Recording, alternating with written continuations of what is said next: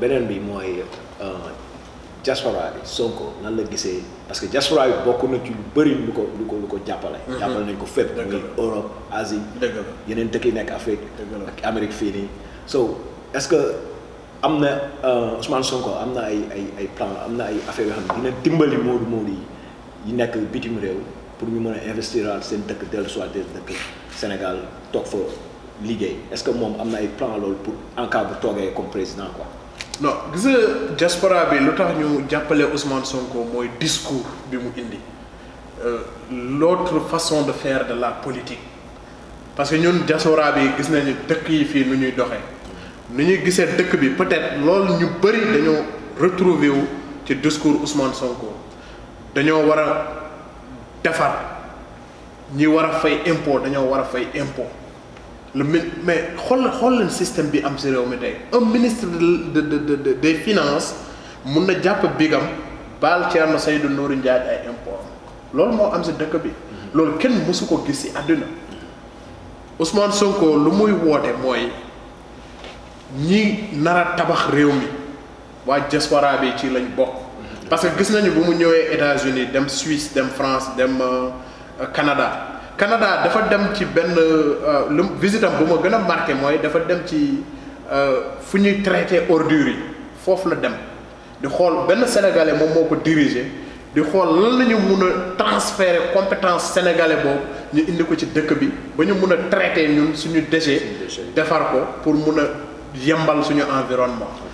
Ousmane Sonko dafa ne xaalis bi ñuy envoyé qui fait plus de 1200 milliards de francs CFA moom dafa ne ci vision am. dafa ne moom bu ñëwee dafay créer une banque pour la diaspora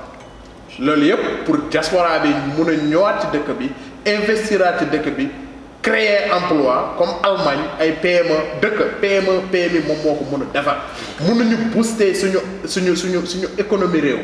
tant mayuñu PMI yi fu ñuy nooyee tant mayuñu agriculteurs yi ak éleveurs yi fu ñuy nooyee dëkk politique kese ak ay homme politique mënuñu ko defar Sénégal boo xoolee politicien kese ak homme politique ñoom ñoo nekk puissant ñoom ñoo yor seen lobby di def lu leen neex ci dëkk bi. waaw gis nga maman xam nga li mu wax ni ci programme Ousmane Sonko ci diaspora man dama gis Ousmane Sonko li muy défendre ci wàllu pétrole bi li mu ci wax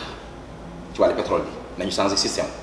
man ci foofu la gën a focus par rapport ak benn vision bu claire bu leer benn programme pour nga xamante ni diaspora bi dinañ ko mën a move dañ ko mën a utiliser. parce que boo gisee tey ñuy jooy xoolal Abdoulaye Wade ni mu def na diaspora bi defoon na ci tuuti sax moom woowoon na ay quelques ingénieurs ay quelques cadres ñëw liggéey mais Macky Sall moom diaspora bi daf ko gën a politiser loolu moom ñëpp gis nañ ko mais nag est-ce que Ousmane Sonko réellement am na benn programme benn organique brand bu mu mën a wan ne ma Ousmane Sonko nee na bu ñëwee programme lii ci wàllu transfert de compétence lii ci wàllu PME lii ci wàllu PMI loolu mooy problème léegi nag gis nga discours yi lii la gars yi di def nag ba dem ba jot nguur bu njëkkee boo jot nguur ba pare fàtte diaspora aussi loolu la ñuy jooy président Macky Sall mu ngi ni def des députés de la diaspora mais lan la ñuy jëriñ nothing right léegi nag gis nga ces beaux discours là lii rek la ñuy dégg aussi Ousmane Sonko def noonu aussi jaar def noonu def benn prox ndoolu ba dem toog pale fàtte diaspora bi waaw loolu lañ mu tax man daal li ma bëgg noonu maman li ma bëgg mooy il faut benn programme benn synthèse bi nga xamante ni ay stratégie ak pédagogie nga wan ba ko nga dem diaspora bi lii laay liggéey ak ñoom ñu gis ko mais nag Ousmane Sonko lu muy gën a défendre pétrole bi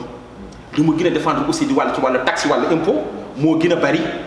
comme li mu wax ci diaspora bi te ñu nag li ñu yëkkati mooy diaspora bi nag la ñu mën a boole ñu booster l'économie du Sénégal te mun na ne ndax fii ñëpp am nañ expertise am nañ compétence. xam nga élection bi mu jéggi Ousmane Sonko dafa def lu kenn mësul def. like what dafa bind livre tuddee ko vision bokkul ak programme Ousmane Sonko mooy. jot na lu ñëpp bokk ñëpp jot ci vision am mu ngi ci livre bu mu bind présenté ko Sénégalais yi le 16 septembre l'an 2018 ci place de l'Obélisque gis ngeen euphorie bu mu créé ci dëkk bi diaspora bi dafa occuper place bu am importance pour Ousmane Sonko. waaw est-ce que vision boobu léegi diaspora bi mu ngi ci. livre vision bi. diaspora bi mu ngi ci. non wax na ci diaspora wax na ci diaspora koo ci jël ci leader politique yëpp pour ci génn librement dañ mel ni da nga yaakaar ci kaw asamaan bi la jógee koo ci gis da nga yaakaar ci kaw asamaan bi la jógee moo boo ko liiree mais du loolu la ñu appliqué même le programme yoonu yokkute c'est la même chose boo ko liiree macha allah non boo ko liiree le fond et la forme c'est bien mais est-ce que moom la ñu defal dañ ko def discours yi daal man daal wax dëgg yàlla man daal fii bari na ci dëkk bi Macky Sall bu mu ñëwee bu mu faloon lu mu njëkkoon indi mooy li nga wax léegi yoonu yokkute waaw te yokkuwuñu nag wax dëgg yàlla wax na ci lu bari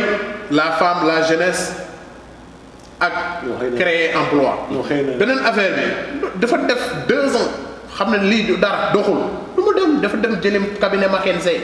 mu fay ko 1 milliard et quelque de francs CFA ñu bindal ko plan Sénégal émergent est-ce que plan Sénégal émergent boobu mu ngi yóbbu dëkk bi léegi ci émergence mu ngi si yoon waaw mu ngi si yoon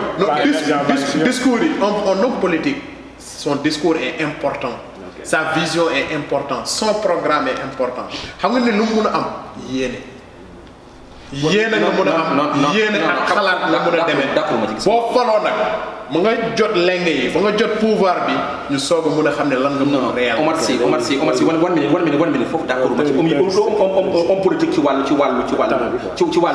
discours gis nga discours yi on a assez ce n'est pas les mots qu'on mange gis nga le verbe du loolu muy suurloo nit am na lañ jëf concret bi nga xamante ni mun na discours yi bu nekkee loolu la kay discours kay ñi fi man am naa yaakaar ne Ousmane Sonko am naa yaakaar ne Ousmane Sonko lu muy am nañu yaakaar ci Macky aussi mais lu muy incarné c'est ça am nañu yaakaar ci Macky aussi muy prôné diaspora bi nu ñu yaakaaree si moom ba jàppale nañu indi programme en tout cas daal man daal li ma gëm mooy bu jotee programme bu wóor chiffre et lettré ñu indi ko lii nga def ak diaspora bi bu jotee si nguur gi dina jàppale diaspora bi dina def kenn tanamay kattanam pour transfert yi nekk pour compétence yu nekk si diaspora bi mun a ñëwaat si dëkk bi ñu liggéey ok léegi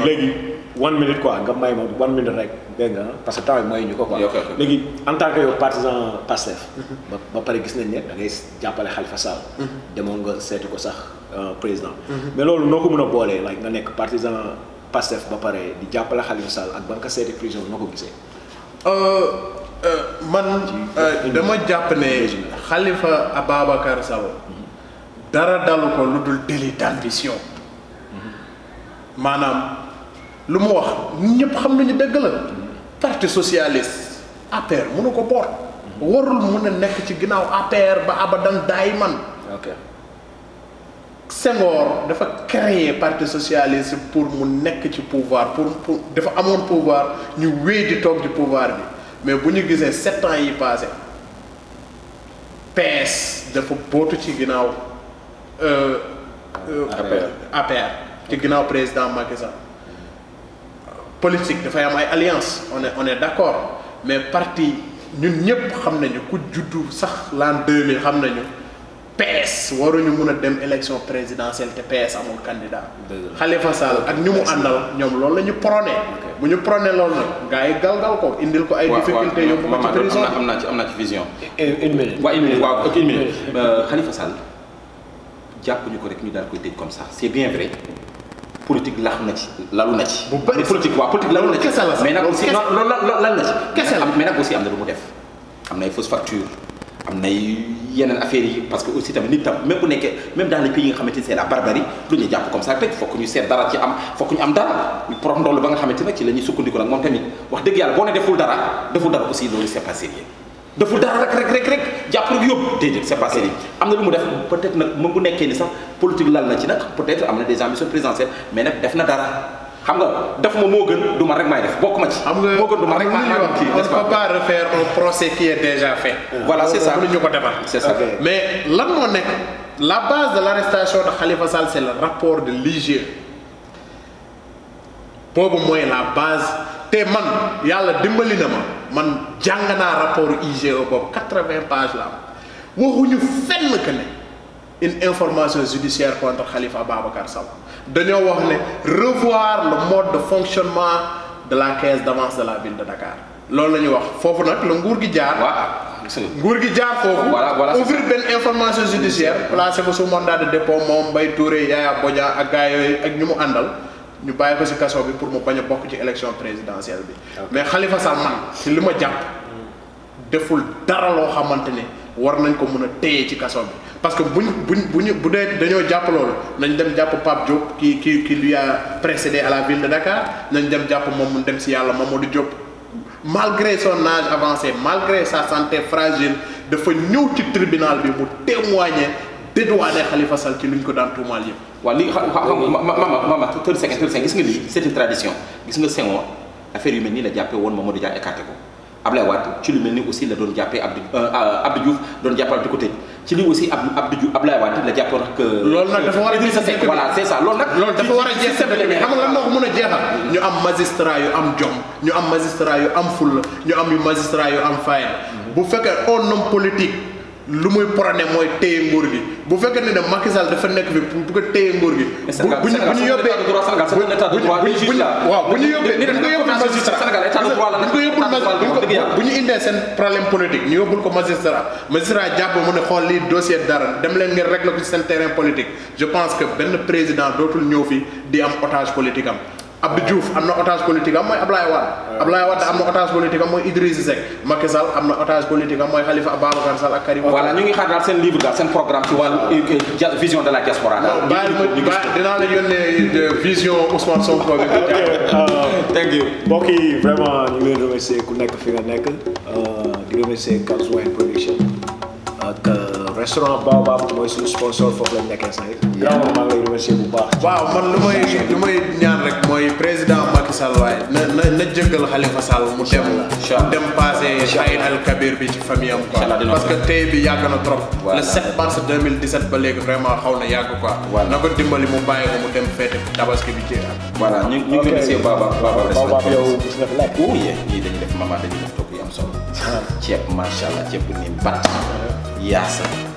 surtout nag seen